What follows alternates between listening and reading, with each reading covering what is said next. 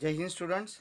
आज हम कल का जो प्रैक्टिस सेट है वही कंटिन्यू करेंगे। प्रैक्टिस सेट 1.3 उसमें हम 3 क्वेश्चंस हमने देखे थे पहले।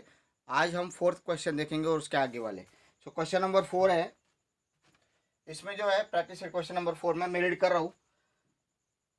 ए सेट दिया हुआ है, सेट ए 1 2 3 1 3 7 10 और क्या पूछा है, let me read. Set A 1 3 2 7, then write any 3 subset of A. 1 3 1 3 2 7 1 3 2 7. I have written by mistakenly above set.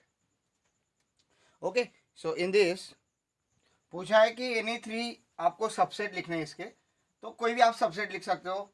So therefore subset of set A R, कुछ भी लिखो आप, सिर्फ ये एलिमेंट उसमें आने चाहिए, इससे ज्यादा एलिमेंट कोई नहीं होगा, इसको छोड़ के कोई एलिमेंट नहीं आएगा। सपोज मैं लिख रहा हूँ बी सेट, उसमें लिखा सिर्फ 1, सी सेट लिखा उसमें लिखा सिर्फ 3, फिर डी सेट लिखा उसमें लिखा सिर्फ 2, फिर ए सेट लिखा उसमें लिखा सिर्फ 7। आप ऐसे बहुत सारे लिख सकते हो। फिर मैंने एफ सेट लिखा, उसमें लिखा मैंने 1 3, फिर मैंने जी सेट लिखा, उसमें लिखा मैंने 3 2, फिर एच सेट लिखा, इसमें लिखा मैंने 2 7, फिर आई सेट लिखा, उसमें लिखा मैंने 1 2। ऐसे इनफाइनाइट सेट्स आप लिख सकते हो इसके। Infinite means not infinite, sorry मैंने वर्ड गलत यूज़ किया। इनफाइनाइट नहीं, इसकी कुछ लिमिट है, वो परम्यूटेशन कॉम्बिनेशन करके चैप्टर 11th में, वहाँ पे आपको समझेगा कि हम ये कितने लिख सकते हैं। तो अभी मैं वो नहीं बता सकता, वो आपके दिमाग के बाहर हो जाएगा, ठीक है। सो इनफाइनाइट नहीं, कुछ लिमिटेड आप लिख सकते हो, बट बहुत सारे इसके लिखे जा सकते हैं। ये 4 है ना, आप बहुत सारे लिख सकते हो, बट इनफाइनाइट नहीं, काउंटेबल होंगे, ठीक है। So did you understand? ये बहुत ईजी है, सबसेट लिखने आप और लिख दो, 2 4 और आएंगे तो लिख दो, ठीक है। सो नेक्स्ट एग्जाम्पल देखते हैं। क्वेश्चन नंबर 5 जो है, इसमें पहला एक सब क्वेश्चन है, राइट सबसेट रिलेशन।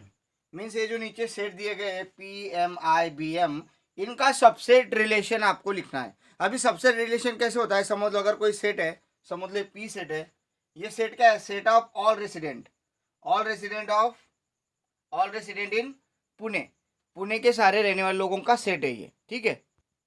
इसके बाद ऑल रेसिडेंट, करेक्ट। इसके बाद एम जो है वो मध्य प्रदेश के रहने वाले लोगों का सेट है, आई जो है वो इंदौर में रहने वाले लोगों का सेट है, बी जो है वो इंडिया में रहने वाले लोगों का सेट है, और एच जो है वो महाराष्ट्र में रहने वाले लोगों का सेट है। अब हम पहले बात करेंगे इस सेट की, किसकी, पी की। अब ये पी किसका आपको सबसेट लगता है, बोलो। मध्य प्रदेश का सबसेट है क्या, पुणे? पुणे मध्य प्रदेश में है क्या? देखो यहाँ पे सेट ऑफ पुणे पीपल, तो पुणे के पीपल किस में आते हैं, वो महाराष्ट्र में भी आते हैं, वो इंडिया में भी आते हैं। तो मैं पूछ रहा हूँ कि मध्य प्रदेश में आएंगे क्या वो? नहीं। इंदौर में आएंगे क्या वो? नहीं। इंडिया में आते हैं, यस। तो हम लिखेंगे P is a subset of B. India हो गया। महाराष्ट्र में भी आते हैं क्या? Yes. So P is a subset of, Maharashtra का क्या सेट नेम है? एच। इंडिया का क्या था? बी था। ये हो गए पी से रिलेटेड टर्म्स, करेक्ट। पी का काम खत्म हो गया, आगे आते हैं एम पे। M is the resident, all resident in Madhya Pradesh, Madhya Pradesh में रहने वाले लोग। अभी वो इंदौर में भी रहते हैं क्या? समझ लो, मध्य प्रदेश एक बहुत बड़ा स्टेट है और उसमें इंदौर है। अब मध्य प्रदेश के ये सारे जो लोग हैं, ये सारे लोग ये इंदौर में रहते हैं क्या? बाकी लोग नहीं रहते ना, कुछ लोग इंदौर में रहते हैं, बाकी लोग नहीं रहते। बाकी रहते हैं क्या? तो मध्य प्रदेश इंदौर का सबसेट हो जाएगा कि नहीं? फॉर एग्जाम्पल समझ लो तुम्हारे मध्य प्रदेश में इतने लोग हैं, 1 2 3 4, और तुम्हारे इंदौर में सिर्फ एक ही इतने लोग हैं, तो बोलो मध्य प्रदेश के सारे लोग इंदौर में रह रहे क्या? नहीं बेटा, ये इसका सबसेट है, ये इसका नहीं है। तो यहाँ पे इंदौर खत्म होगा, इसकी बात नहीं आती। इंडिया में है क्या मध्य प्रदेश? इंडिया में आएगा क्या? यस। ये इंडिया है बहुत बड़ा, इसमें मध्य प्रदेश है, इसमें महाराष्ट्र भी है, ठीक है। So this is India, this is Madhya Pradesh. तो जो एम सेट है वो किसका सबसेट है? इंडिया का सबसेट है, दैट इज सेट बी। और महाराष्ट्र का सबसेट आएगा क्या? नहीं। मध्य प्रदेश महाराष्ट्र का सबसेट नहीं आएगा। नेक्स्ट जो है वो आई सेट है, आई फॉर इंदौर। नेक्स्ट क्या है, आई सेट है, आई फॉर इंदौर। इंदौर जो है वो कौन से स्टेट में आता है बताइए, या फिर इंदौर पुणे में आता है क्या? नहीं, मध्य प्रदेश में आता है क्या? यस। तो हम यहाँ पे नेक्स्ट स्टेप पे लिखेंगे Indore is a subset of Madhya Pradesh, M set. Okay, आगे इंदौर इंडिया में आता है क्या? एक बात याद रखना है, हर एक सेट खुद का सबसेट होता है, तो वो यहाँ पे एक्सप्लेन करने की जरूरत नहीं है। नहीं तो आप लोग बोलोगे सर इंदौर तो इंदौर में आता है ना, तो आई इज अ सबसेट ऑफ आई। नहीं, खुद के साथ मत दिखाओ, वो एक प्रॉपर्टी उसका बाद में यूज करते हैं, यहाँ पे वो दिखाने की जरूरत नहीं है। सो इंदौर इंडिया में आता है, yes, so that I will also write I is a subset of B, India में भी आता है। इंदौर महाराष्ट्र में आता है, नहीं, तो इसका काम खत्म होगा, भी बी में आएंगे। बी किसका सबसेट है रिमेनिंग में से? इंडिया मध्य प्रदेश का सबसेट है। इंडिया तो बहुत बड़ी कंट्री है, उसमें आपका ये मध्य प्रदेश आता है, ये महाराष्ट्र आता है, फिर इसमें आ गया ये इंदौर, इसमें आ गया ये पुणे, ये है तुम्हारा महाराष्ट्र, इसको अपन ने नाम दिया है सेट एच, ठीक है। ये इंदौर, ये है एम, और ये है आपका सेट पी, और ये है आपका सेट बी। कुछ समझ में आ रहा है? ये जो बड़ा सर्कल है ये हमारा इंडिया है, इसका ये जो छोटा सर्कल है ये मध्य प्रदेश और उसमें ये इंदौर है। ये जो छोटा सर्कल है ये महाराष्ट्र है, H set, H for Maharashtra हमने कंसिडर किया, और पी क्या है, पुणे को रिप्रेजेंट करता है। अभी इससे आपको क्लियर हो जाएगा आइडिया। तो बताइए इंडिया का कोई सबसेट है अवेलेबल यहाँ पे? नहीं, इंडिया तो खुद बड़ा है, उसमें कोई सबसेट नहीं है, क्योंकि आगे का अगर आप वर्ल्ड करते, वर्ल्ड का subset resident of people in the world, तो वो हम कर सकते हैं, लेकिन वो सबसेट हमारे पास अवेलेबल नहीं है, अभी इतने कंसिडर किए हमने। आगे जाएंगे, एच, एच किसका सबसेट है? महाराष्ट्र किसका सबसेट है? मध्य प्रदेश का है, पुणे का, इंदौर का, इंडिया का है। ये महाराष्ट्र किसका सबसेट है? बी का।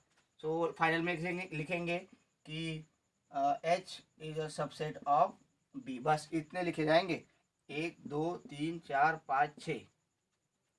ओके, अभी final answer, which set is universal set? हमको पता है यूनिवर्सल सेट की डेफिनेशन क्या है, कि the big set which accommodate all the considered set is called as universal set. अब बोलो इनमें सबसे बड़ा सेट कौन सा है जो सारे सेट को संभालेगा? ऑब्वियसली इंडिया, जो पुणे को भी संभाले रहा है, मध्य प्रदेश को भी संभाले रहा है, इंदौर को भी ला रहा है, महाराष्ट्र को भी ला रहा है। So set B is universal set. ये था उसका सेकेंड सब क्वेश्चन। सो होप आपको ये समझा होगा। अगर नहीं समझता है तो इसको पिछले वीडियोस देखो, रिपीट करो, समझ में आ जाएगा, ठीक है। Let's go next, question number 6 star example है। देखते हैं क्या स्टार है इसमें। ये जो सेट दिए है फर्स्ट में और सेकंड में भी कुछ सेट दिए, इनका हमें यूनिवर्सल सेट लिखना है, ठीक है। इनका यूनिवर्सल सेट मीन्स ऐसा एक सेट लिखना है जो इन सबको संभाल लेता हो। Okay, so let's see, set A is equal to set of multiples of 5। तो इसको अपन क्या करेंगे, पहले कौन से फॉर्म में लिखेंगे, लिस्ट फॉर्म में, 5 10 15 20 dot dot dot dot dot dot so on चलेगा ये। फिर ये बी जो सेट है ये है 7 14 21 28 डॉट डॉट डॉट डॉट ऐसे चलेगा। ओके, अभी आगे है set C, set of multiples of 12, set of multiples of 12, yes 12 की है। तो set C is equal to 12 24 36 dot dot dot dot. अब बताइए ये है और ये है, ऐसा कौन सा नंबर का सेट है जिसमें ये सारे आएंगे? बोलो नंबर्स के सेट बोलो। Natural number, yes, integers, yes, whole number, yes, real number, yes. तो हम लिखेंगे, क्या लिखेंगे, नेचुरल सेट एन और सेट डब्ल्यू और सेट आई और set R are universal set of given sets. इतने ऑप्शन है भाई आपके पास, एन आ सकता है, डब्ल्यू आ सकता है, आई आ सकता है, रियल नंबर भी आ सकता है, रैशनल नंबर भी आ सकता है, बट हमने लिमिटेड लिए। आप लोग 3 या फिर 2 ही ऑप्शन देना है, ठीक है। तो आपको समझा कोई प्रॉब्लम है इसमें नहीं। आप अगर नेचुरल नंबर भी लेते हो तो जल्दी खत्म होती है बात कि सेट ऑफ, एक ही लिखना है आपको, सिर्फ सेट ऑफ नेचुरल नंबर, आप कोई भी एक लिखो, आपकी मर्जी।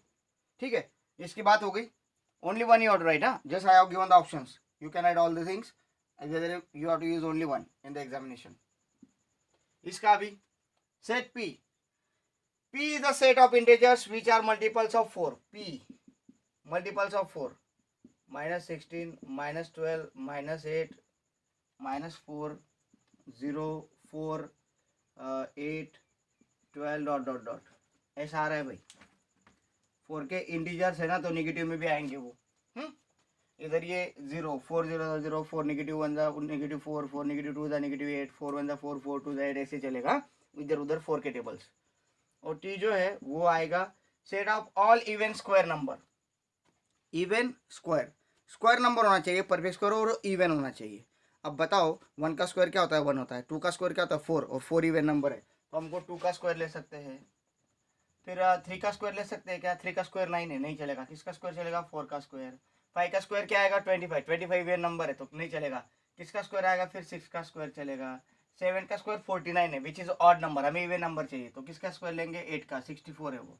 तो सारे इवन नंबर्स के अगर हम स्क्वायर करते हैं, इवन नंबर का स्क्वायर हमेशा इवन होता है, ऑड नंबर का स्क्वायर हमेशा ऑड होता है, ये बात याद रखना।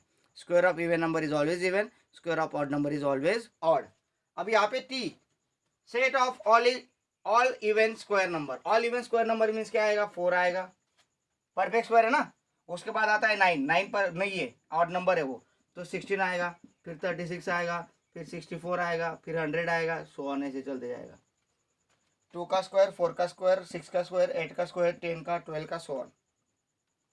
अब बताइए नंबर्स किस में आते हैं, कौन सा सेट लिखूं जो इनके लिए यूनिवर्सल सेट हो।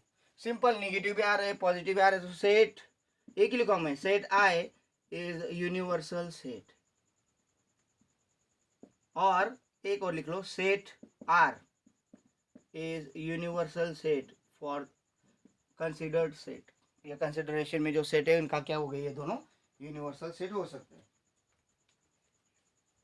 ठीक है, कोई प्रॉब्लम है क्या भी। इन तीनों के बारे में हमने यूनिवर्सल सेट लिखा और इन दोनों के बारे में एक यूनिवर्सल सेट लिखा। तो नेक्स्ट जाते हैं फिर 7 नंबर क्वेश्चन। उसके लिए एक एक्टिविटी बताऊंगा मैं, समझ लीजिए। आपके क्लास में मैथ्स की टेस्ट हुई, 100 मार्क्स की टेस्ट हुई, उसमें 50% मार्क्स वाले और उससे ज़्यादा वाले बच्चों को मैंने खड़ा करने के लिए बोला कि stand up those who secure 50 marks and more than 50। तो सारे खड़े हो गए, तो वो जो सेट है वो हो गया मेरा ए सेट। क्या हो गया, ए सेट। और पूरी क्लास क्या है, मेरा यूनिवर्सल सेट है। कंसिडर करो, एक ये पूरी क्लास है जो है मेरा यूनिवर्सल सेट, और ये जो सेट है ये है 50% वाले या फिर मोर देन 50% वाले। ठीक है, ये स्टूडेंट है मोर देन 50, ये खड़े हो गए, तो बचे हुए कौन से, बैठे हुए कौन से बेटा, कौन कौन लोग बैठे रहेंगे बताइए। 50 और 50 से बड़े वाले खड़े हो जाओ, तो कौन बैठे रहेंगे, जिनको 50 से कम मार्क्स है, 50% से कम मार्क्स है, वो बच्चे बैठे रहेंगे। अब मैं पूछूंगा what is the complement of set A. A का कॉम्प्लीमेंट क्या है, तो पूरा यूनिवर्सल सेट क्या है, मेरा पूरी क्लास है।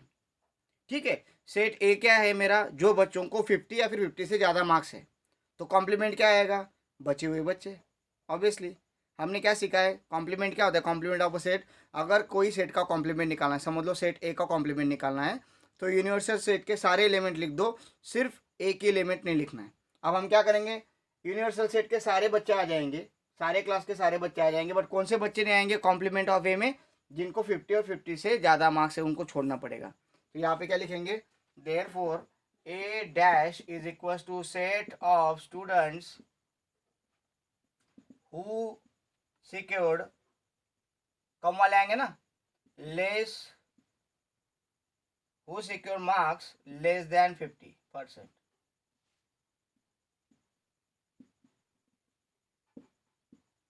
Who secure less than 50% marks. Okay, कुछ प्रॉब्लम है इसमें। ए जो सेट है वो 50% या फिर 50% से ज़्यादा वाले, मोर देन या फिर 50% वाले। तो बचे कौन से, जो लेस देन 50 है, तो वो क्या हो गया, ए सेट का कॉम्प्लीमेंट सेट हो गया। कॉम्प्लीमेंट सेट सबको समझ में आता है ना। फॉर एग्जांपल, और एक एग्जांपल देता हूँ मैं कॉम्प्लीमेंट का। अगर तुम्हारी क्लास है 9th स्टैंडर्ड, उसमें बोला मैं बॉयज़ का कॉम्प्लीमेंट सेट क्या आएगा, बचे हुए कौन है बॉयज को छोड़ के? गर्ल्स। और गर्ल्स का कॉम्प्लीमेंट सेट कौन आएगा? बॉयज। क्लियर हो गया डाउट?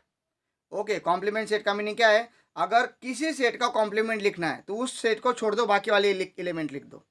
ठीक है, जैसे मैंने बॉयज का सेट है बी, अगर मैंने बोला बी का कॉम्प्लीमेंट लिखो तो बी डैश क्या आएगा?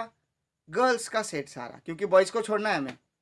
ठीक है, और अगर गर्ल्स का सेट है जी, गर्ल्स का सेट है जी, वो गर्ल्स को रिप्रेजेंट करता है, तो बी क्या आएगा? जी डैश क्या आएगा? जी डैश वो आएगा बॉयज का सेट। गर्ल्स का कॉम्प्लीमेंट क्या है? कॉम्प्लीमेंट में डैश बॉयज, गर्ल्स को छोड़ के, ऐसा उसका मीनिंग रहता है। जो सेट है उसका अगर कॉम्प्लीमेंट लेना है तो उसके एलिमेंट छोड़ के यूनिवर्सल सेट के सारे एलिमेंट लिख डालो। होप आपको ये प्रैक्टिस से समझा होगा, बहुत ईजी है। अगर डाउट्स है तो पूछिए। आगे का टॉपिक देखते हैं फिर, operation on sets. Operations on set, ये जो टॉपिक है इसमें पहला ऑपरेशन है इंटरसेक्शन ऑफ सेट। इंटरसेक्शन समझ लेते हैं क्या है, एग्जांपल से समझ लीजिए। फॉर एग्जांपल मेरे पास सेट ए है जिसमें एलिमेंट है 1 2 3 4, और मेरे पास है सेट बी जिसमें एलिमेंट है 4 5 6 और 7। ठीक है, अब ए और बी में कॉमन एलिमेंट कौन सा? कॉमन मीन्स वो ए में भी है और बी में भी है। कॉमन बोलिए। 1 है क्या कॉमन दोनों में? नहीं। 2 है क्या? नहीं। 3 है क्या? नहीं। 4 है क्या? यस, देखो 4 कॉमन है। ठीक है, अभी 5 है क्या? 6 है क्या? 7 है क्या? नहीं। सो कॉमन एलिमेंट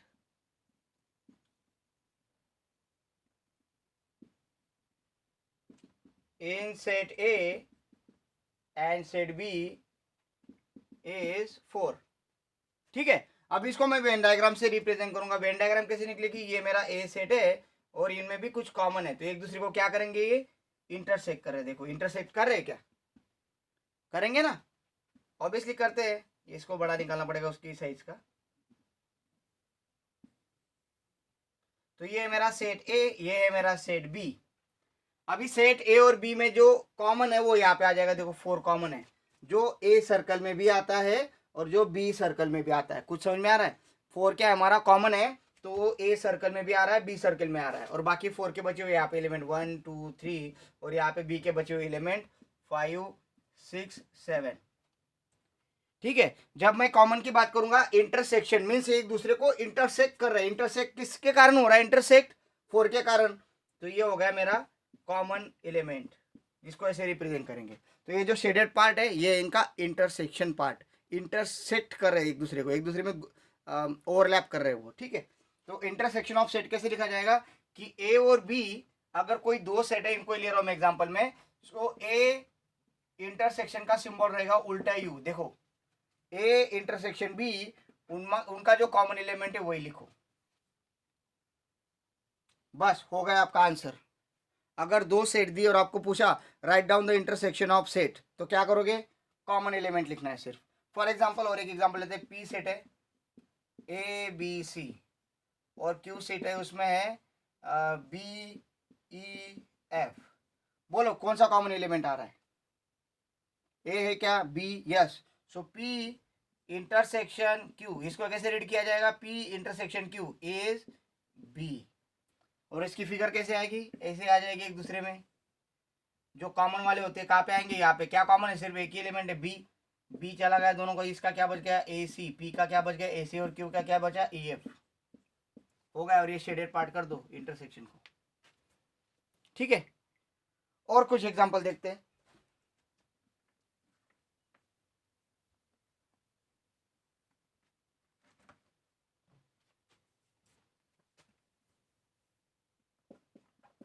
मैं ए ही ले रहा हूं, फेमस है इसलिए।